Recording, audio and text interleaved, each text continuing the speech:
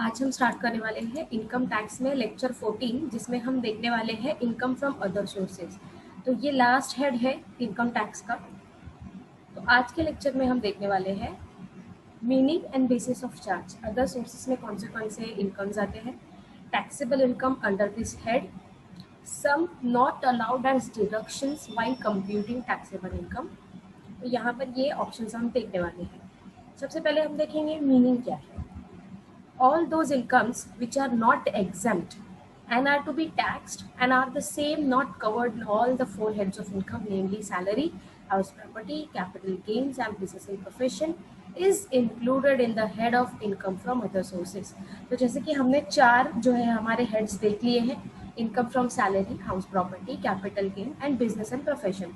तो ऐसे इनकम जो ये चारों में भी नहीं आते, वो इनकम फ्रॉम अदर सोर्सेज में आते हैं। ऐसे ही उसका डेफिनेशन दिया हुआ है। ऐसे इनकम जो एग्जम्प्ट नहीं है और ये चारों हेड्स में नहीं आते, तो वो हो जाएंगे हमारे इनकम फ्रॉम अदर सोर्सेज।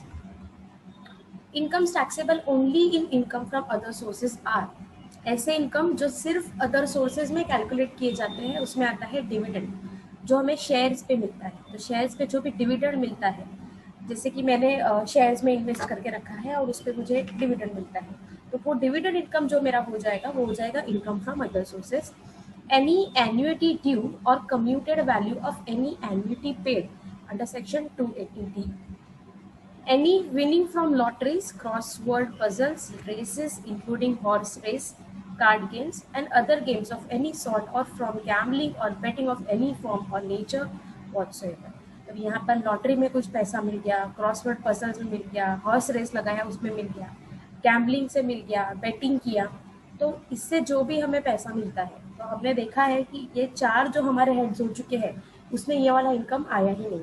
तो ये वाला इनकम जो भी है वो इनकम फ्रॉम अदर सोर्सेज में आएगा। मतलब ऐसा कोई भी इनकम नहीं है जिस पे टैक्स नहीं लगने वाला है, तो वो ये पांचों में से कोई किसी ना किसी एक में आने ही वाला है। Any sum received by the assessee from his employees as contribution to any provident fund or superannuation fund or any fund set up under the provisions of the Employee State Insurance Act 1948। तो अगर employer से contribution का कुछ मिला है amount, तो वो amount आ जाएगा इनकम फ्रॉम अदर सोर्सेज में। और any officer fund for the welfare of such employees if such income is not chargeable to income tax under the head profits and gains of business और profession. तो ऐसा कोई income है fund का amount जो profit and gain में हमने नहीं डाला है, तो वो चीज़ आ जाएगी हमारी इनकम फ्रॉम अदर सोर्सेज में। इनकम फ्रॉम मशीनरी, प्लांट और furniture belonging to the assessee and let on hire, मतलब मशीनरी या प्लांट एंड फर्नीचर हमने क्या कर दिया है, रेंट पे दिया है। ठीक है, तो ऐसे अगर इनकम रहेंगे, तो अगर उसको प्रॉफिट एंड गेन में नहीं डाला है तो वो इनकम यहाँ पर आएगी इनकम फ्रॉम अदर सोर्सेज में। अभी देखिए, ऑलरेडी मेरा सैलरी इनकम है फॉर एग्जाम्पल, और मैंने क्या कर दिया है, एक मशीनरी मैंने परचेस किया और उसको रेंट पे दे दिया। तब ये जो इनकम है वो मेरा सैलरी इनकम तो नहीं आएगा, और मेरा बिजनेस भी नहीं है ना ये, तो ये profit and gain of business में भी नहीं आएगा। तो जो भी मुझे रेंट आने वाला है मशीनरी का, वो इनकम फ्रॉम अदर सोर्सेज में कैलकुलेट होगा। When an assessee lets on hire machinery, plant or furniture belonging to him and also buildings, and the letting of the building is inseparable from the letting of this said machinery, plant or furniture, the income from such letting, if it is not chargeable to income tax under the head profit and gain of business or profession। तो अभी यहाँ पर हमने building के साथ साथ plant and machinery भी rent पे दे दिया है, या लैंड के साथ साथ मैंने प्लांट एंड मशीनरी भी रेंट पे दे दिया है, तो जो भी रेंट आ जाएगा वो रेंट हमारा कैलकुलेट हो जाएगा इनकम फ्रॉम अदर सोर्सेज में।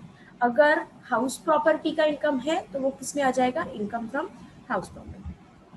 Any sum received under a key man insurance policy, including the sum allocated by way of bonus on such policy, if such income is not chargeable to income tax under the head profit and gains of business or profession or under the head salaries।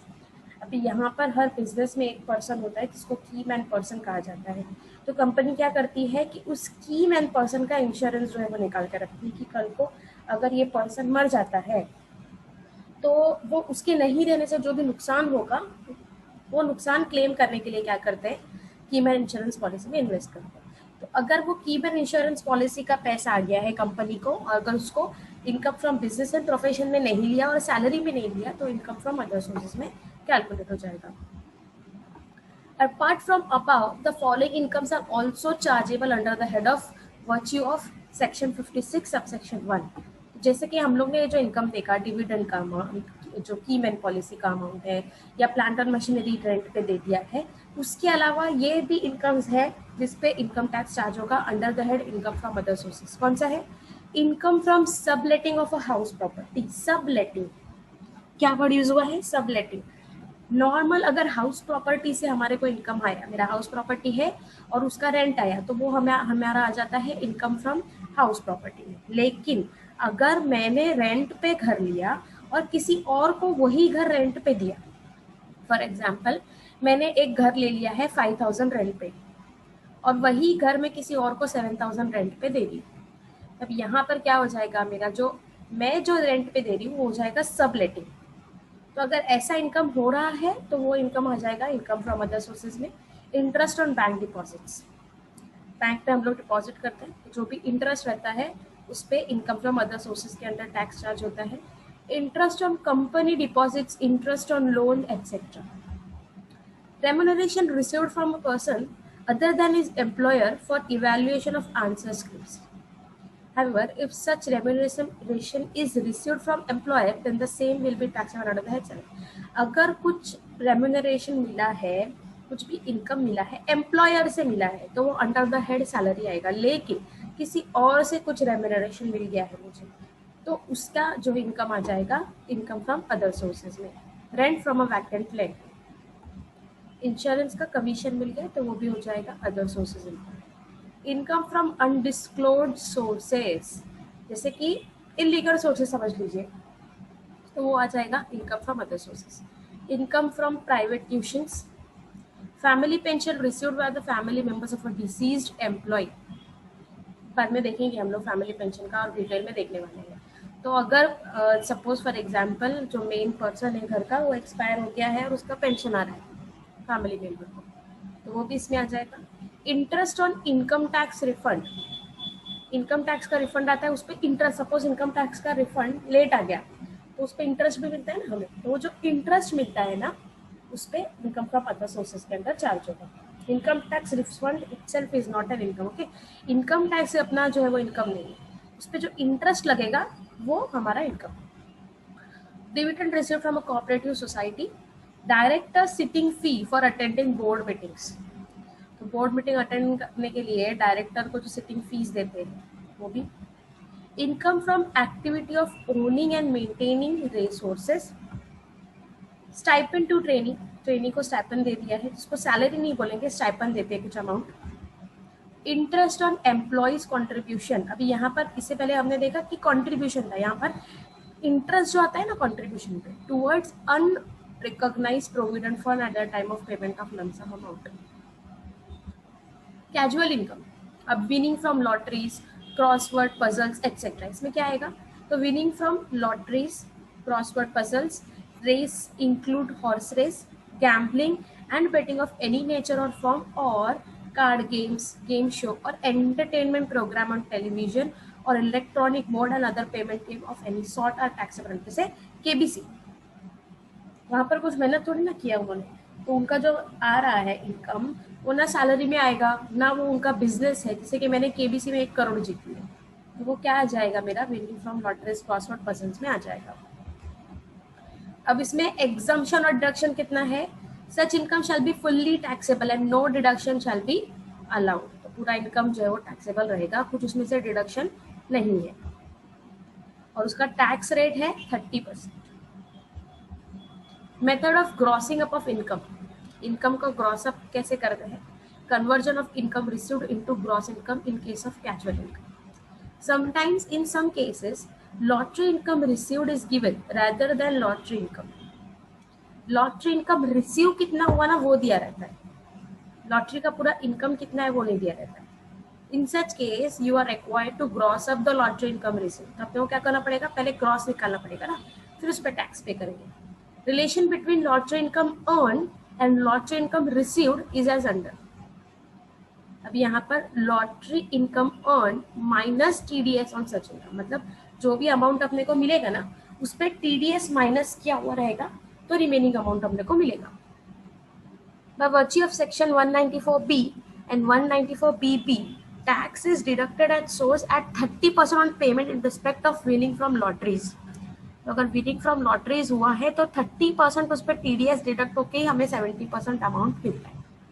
तो for example मेरे को अगर 70,000 मिल रहा है, मतलब मेरा total amount कितना होगा, 1 लाख होगा, तो उस पर 30% मतलब 30,000 डिडक्ट होके मेरे पास में 70,000 आया.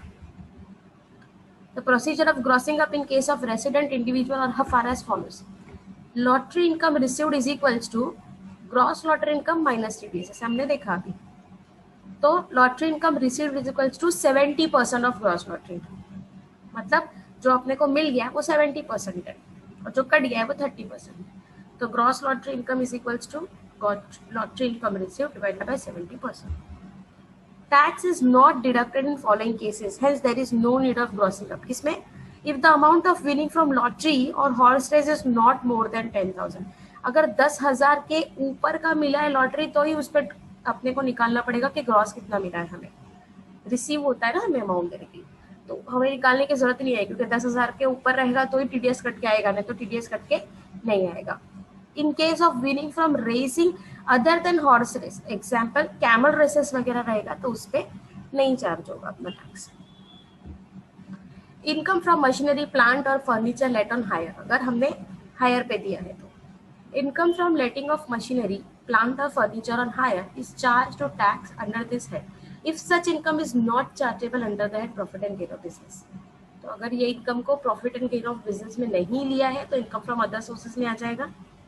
उसके बाद में इनकम फ्रॉम मशीनरी प्लांट और furniture let on hire along with building, building के साथ पे दिया है. Generally income from letting of building is taxable under the head income from house property, but if such letting is inseparable from letting of machinery, plant or furniture, the income from such letting is charged to tax under the head income from other sources. Deductions allowed against income under section 56(2) and 56(2)(3), section 57(2) and 3. By virtue of section 57(2) and 3, following expenditures are deductible from such income. अभी कौन से expenses है जो हम deduct कर सकते हैं, मतलब पूरा इनकम पे हमें टैक्स नहीं पे करना है, उसमें से कुछ एक्सपेंसेस डिडक्ट कर सकते हैं. तो क्या है ऐसा? Current repairs shall be allowed as deduction. अगर रिपेयर किया जाए, फॉर एग्जाम्पल मैं मशीनरी दे रही हूँ रेंट पे, लेकिन उस पर मैंने कुछ रिपेयर कर दिया है मशीनरी पे, तो वो हम लोग कर सकते हैं. Insurance paid for machinery, plant, furniture और बिल्डिंग. अगर मैंने मेरे मशीनरी पे या फर्नीचर पे या बिल्डिंग का इंश्योरेंस निकाला और उसका इंश्योरेंस प्रीमियम पे किया है, तो वो प्रीमियम भी हम लेस कर सकते हैं. डेप्रिसिएशन एंड अनअब्सॉर्ब डेप्रिसिएशन अगर जो है तो वो भी हम यहाँ से लेस कर सकते हैं. Any other revenue expenditure expanded, revenue expenditure, revenue earn करने के लिए कर कुछ एक्सपेंस किया है during the previous year होनली and exclusively for earning such income. For example मैंने क्या कर दिया है कि मेरे को रेंट पे देना था, लेकिन मैंने क्या किया, ब्रोकरेज, एक ब्रोकर को ले लिया और ब्रोकरेज में उसको पे कर रही हूँ, तो ब्रोकरेज भी मुझे लेस करना पड़ेगा क्योंकि वो मेरा रेवेन्यू एक्सपेंस हो गया. फैमिली पेंशन, जैसे मैंने बताया कि फैमिली पेंशन हम लोग बाद में देखेंगे डिटेल में. Family pension means a regular monthly amount payable by the employer to a person belonging to the family of deceased employee. Example, widow or legal heirs of a deceased employee. तो अगर कोई employ है जो बीमार हो गया है तो फैमिली पेंशन देना पड़ रहा है, या अगर उसकी डेथ हो गई है तो फैमिली पेंशन देना पड़ रहा है, तो जो अमाउंट पेएबल होता है मंथली उसके विडो को या उसके लीगल हायर्स को, it is taxable under the head income from other sources after allowing standard deduction. मतलब जो पेंशन मिल रहा है ना, वो पूरे के पूरे पेंशन पे टैक्स नहीं पे करना है, उसमें से कुछ डिडक्शन कर सकते हैं. क्या डिडक्शन कर सकते हैं? Minimum of 1/3 of such pension और 15,000. 1/3 ऑफ सच पेंशन और 15,000 दोनों में से जो छोटा है वो माइनस कर दो, वो डिडक्ट कर दो. ठीक है. जैसे फॉर एग्जाम्पल मेरा जो पेंशन है वो मेरा जो है कितना है कि 50,000 है. फॉर एग्जाम्पल 50,000 मेरा पेंशन, तो 50,000 का पहले 1/3 हमें निकालना पड़ेगा. तो 50,000 का 1/3 और 15,000 जो दोनों में से छोटा रहेगा वो अमाउंट हम लोग डिडक्शन में ले सकते हैं. Relief under section 89 on arrears of family pension. Relief is available on arrears of family pension received by the family member of a deceased employee as in case of arrears or advance salary. Notes: lump sum payment made gratuitously or by way of compensation or otherwise to the widow or other legal heirs of an employee who dies while still in service is non-taxable income. अगर वो person service में है, ठीक है, तो जो भी lump sum payment लिया है उस पर हम लोग टैक्स चार्ज नहीं करेंगे. Ex gratia payment made to the widow or other legal heir of an employee who dies while still in active service would not be taxable income provided it is paid by the central government or state government or local authority or government or public sector entity. तो अगर central government, state government, local authority और government और public sector entity से मिला है amount तो वो नहीं होगा. गिफ्ट, अब गिफ्ट मिल रहा है तो गिफ्ट पे भी हमें टैक्स पे करना है. ऐसे ही कोई किसी को गिफ्ट नहीं दे सकता ना. फॉर एग्जाम्पल कि मैंने 1 लाख का गिफ्ट दे दिया, मैं ऐसा दिखाऊंगी कि 1 लाख मेरा एक्सपेंस हो गया, मैंने 1 लाख का गिफ्ट दे दिया, तो उसके लिए क्या बताया इनकम टैक्स है कि आप गिफ्ट पे भी टैक्स भर दो भाई. अब यहाँ पर अगर एनी सम ऑफ मनी, अगर किसी को कैश में गिफ्ट किया है तो क्या कंडीशन सेटिस्फाई होना चाहिए? During the previous year such person has received any sum of money by cash, cheque, draft etcetera from one or more person. मतलब किसी एक पर्सन का गिफ्ट नहीं, एक से ज्यादा पर्सन लोग का गिफ्ट देंगे. Such sum is received without consideration the aggregate value of such received during the previous exceeds 50,000. अगर 50,000 के ऊपर का गिफ्ट हो गया है तो वो टैक्सेबल हो जाएगा, लेकिन अगर 50,000 से कम तो नहीं होगा. अब इसका मतलब ये नहीं है कि एक ही पर्सन ने 50,000 का गिफ्ट दे दिया, नहीं, एक से ज्यादा लोगों का मिला के गिफ्ट अगर अपना 50,000 के ऊपर हो गया है तो वो टैक्सेबल हो जाएगा. The whole of the aggregate value of such sum shall be considered as income from income of that previous year. Aggregate amount of cash gift received during the previous year shall be considered. तो यहाँ पर tax में कितना आ जाएगा? तो अगर 50,000 के ऊपर है, 70,000 है, तो पूरा 70,000 जो है वो यहाँ पर कंसिडर करेंगे कि 70,000 टैक्सेबल है. अगर कोई इमूवेबल प्रॉपर्टी दिया है, ठीक है, जैसे घर दे दिया है, गाड़ी दे दिया है, तो उसमें क्या कंडीशन है? During the previous year such person has received immovable property, such immovable property is received without consideration, किसी के कोई काम के अगेंस्ट नहीं मिला है, ठीक है. The stamp duty value of such property exceeds 50,000. अब वो प्रॉपर्टी का अमाउंट कितने का है वो नहीं कैलकुलेट होगा, उसका स्टैम्प ड्यूटी कितना है. अगर 50,000 के ऊपर है तो वहां पर क्या हो जाएगा? टैक्स चार्ज होगा. Such asset is a capital asset in hands of recipient. The stamp duty value of such property shall be considered as income of that previous year. तो वहां पर मेरा प्रॉपर्टी समझो 10 लाख का है, लेकिन उसको नाम पे करने के लिए स्टैम्प ड्यूटी लगा, तो जो स्टैम्प ड्यूटी लगा वो स्टैम्प ड्यूटी अगर 50,000 के ऊपर है तो स्टैम्प ड्यूटी के अमाउंट पर टैक्स चार्ज होगा. The limit of 50,000 is applicable per incidence. C point है, अगर इमूवेबल प्रॉपर्टी है तो ड्यूरिंग द प्रीवियस ईयर उसको अगर इमूवेबल प्रॉपर्टी मिला है, विदाउट कंसिडरेशन मिला है, receive for a consideration, stamp duty exceed such consideration, such excess is more than the higher of the following, 50,000 के ऊपर या 5% ऑफ द कंसिडरेशन, दोनों में से जो हायर रहेगा. जैसे 10 लाख का प्रॉपर्टी है, 5% उसका पहले निकालो, अगर 50,000 और 5% में से दोनों जो बड़ा है वो हो जाएगा हमारा टैक्सेबल इनकम. अब यहाँ पर क्या लेंगे एक्सटेंड में? The stamp duty value of such property less consideration paid shall be considered as income from the previous year.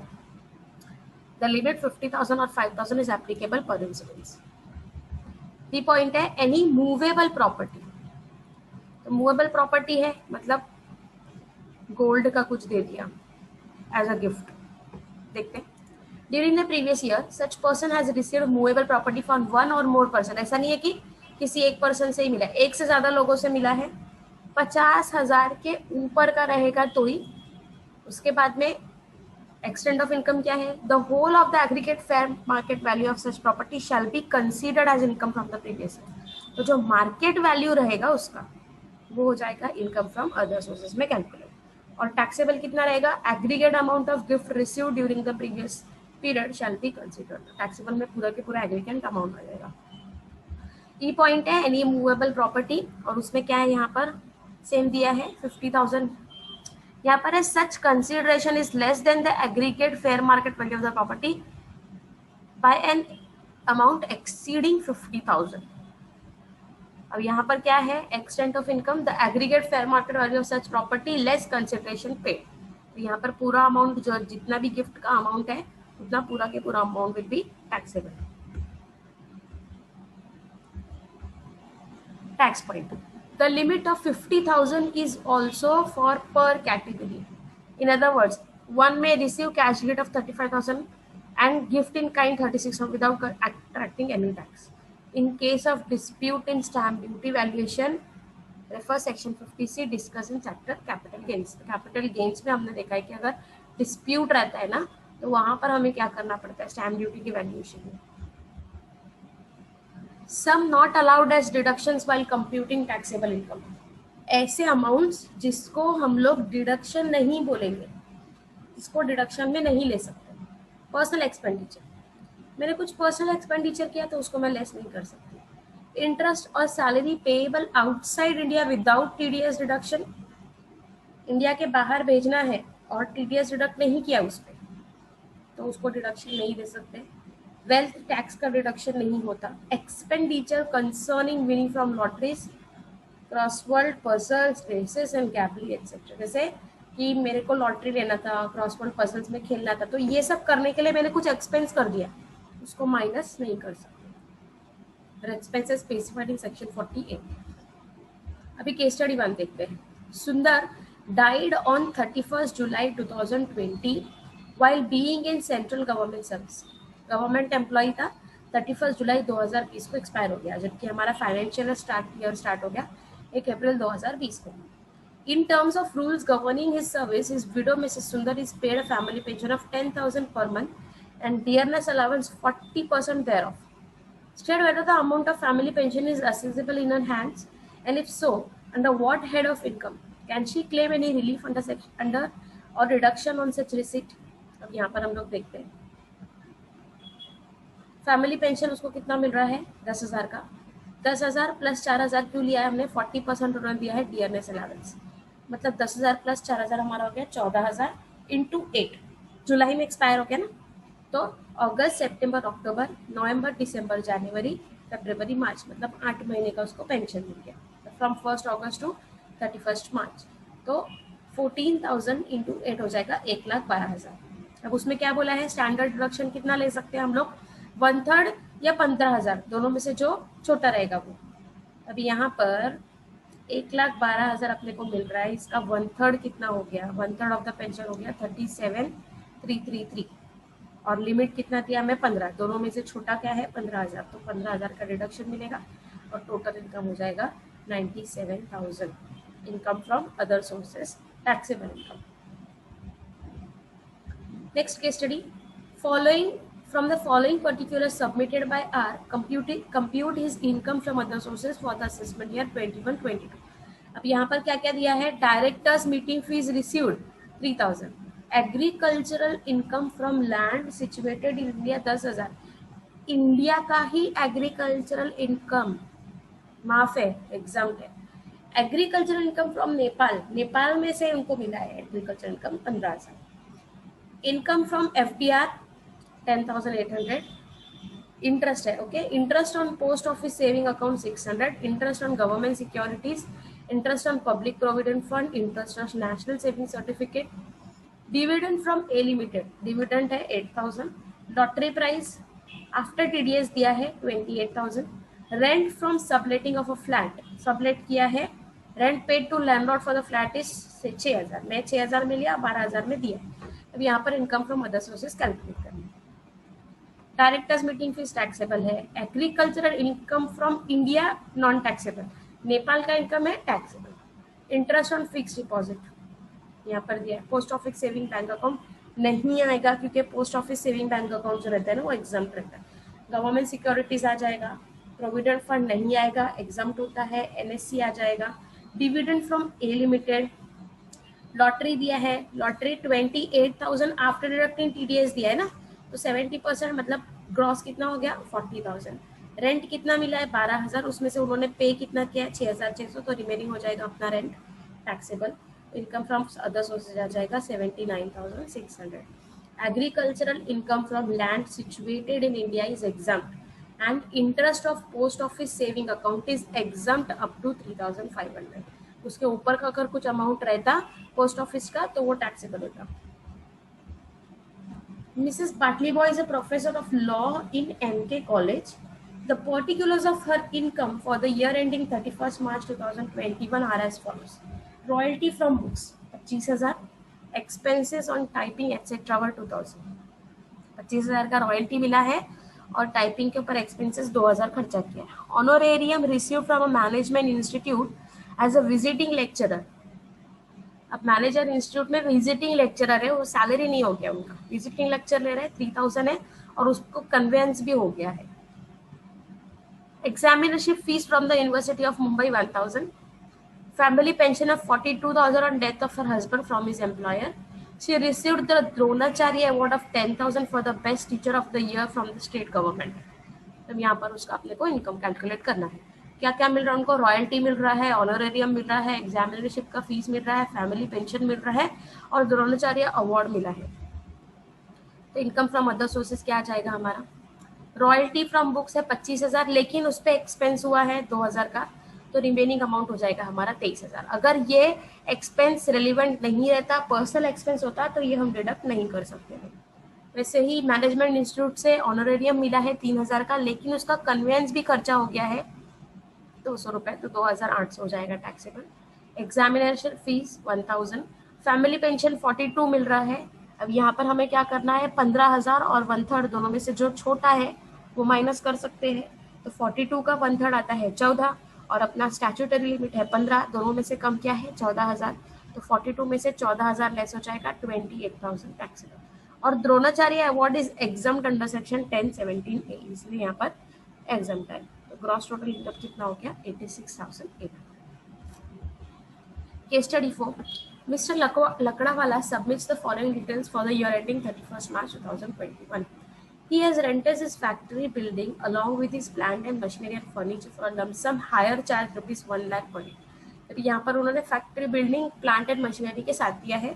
The following expenses incurred. कुछ एक्सपेंस भी हुए हैं, repair to building, repair to machinery और furniture का 3,000. Depreciation on building machinery furniture amount to rupees 8,000 as per income tax rules. 8,000 का depreciation हमें minus करना पड़ेगा. Salaries pay to the maintenance staff 20,000. Employees' contribution to provident fund debited from salaries during the year 2000. Out of such contribution, 1,800 was paid within the due date to the credit of the employee's account. Salaries included payment to a close relative, which was excessive to the extent of 2,000. One of the ex-employee has embezzled 10,000 cash in the past.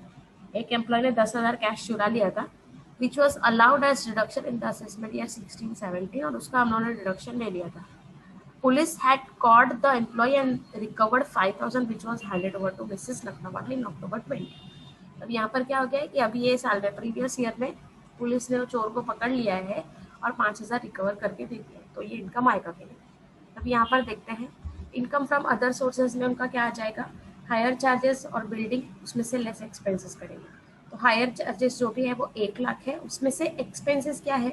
Repairs है, furniture purchase, capital expenditure, furniture purchase नहीं आएगा. Depreciation आ जाएगा 8,000 और salary मैंने दे दिया है 20,000. तो ये सारे एक्सपेंसेस जो है वो माइनस हो जाएंगे. 43,000 हो गया. Less excessive salary to relative disallowed हो जाएगा 2,000, मतलब 41,000. तो टोटल 1 लाख में से 41,000 डिडक्ट हो जाएगा और 59,000 आ जाएगा. अभी employees contribution to provident fund 2,000, उसमें से पेड एंड क्रेडिटेड कितना है? 1,800, मतलब 200 रुपये ही टैक्सेबल रहेगा. रिकवरी अगेंस्ट अर्लियर रिडक्शन 5,000, मतलब पहले जिसका हम लोग ने जो चुरा लिया था कोई एम्प्लॉय ने, उसका पहले हम लोगों ने रिडक्शन ले लिया था, लेकिन उसमें से 5,000 अभी रिकवर हो गया है ना, तो 5,000 पे हमें टैक्स पे करना पड़ेगा. तो टोटल इनकम कितना हो जाएगा? 64,200. 59,000 लेस 200 एड 5,000, 64,500. यहाँ पर आज हमने देखा कि इनकम फ्रॉम अदर सोर्सेज कैसे कैलकुलेट किया जाता है. Thank you.